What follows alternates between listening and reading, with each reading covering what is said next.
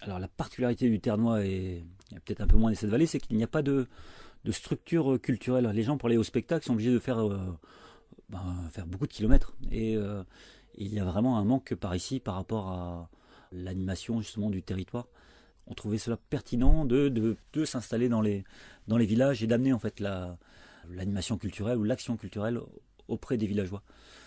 Bon, c'est le projet de l'association, c'est pas facile puisque au niveau de la population, il y a un très bon accueil, mais au niveau des élus locaux, c'est loin d'être leur priorité.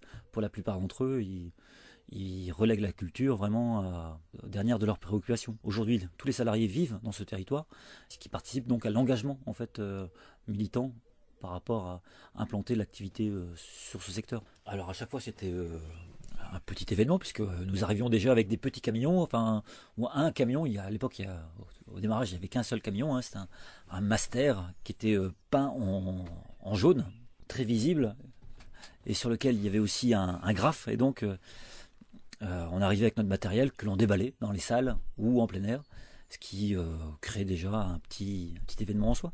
Donc il y a quelques années, effectivement, les enfants n'avaient jamais eu l'occasion de pratiquer du cirque. Il est sûr que depuis quelque temps, nous avons des fidèles qui nous suivent sur nos spectacles et qui, eux, sont maintenant sensibilisés aux différents spectacles de cirque contemporain. Mais sur chaque spectacle, il y a quand même une bonne partie du public qui voit pour la première fois, encore aujourd'hui, des spectacles de cirque contemporain. Donc, eux ne connaissent encore que les cirques traditionnels. Et je pense que effectivement, le public qui vient voir nos spectacles est surpris et ravi de découvrir un autre type de spectacle.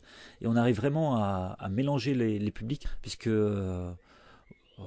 les spectacles s'adressent aussi bien aux jeunes qu'aux moins jeunes, à des publics avertis comme des publics qui n'ont pas eu accès jusqu'alors à des actions culturelles ou à des spectacles de théâtre ou de compagnie professionnelle.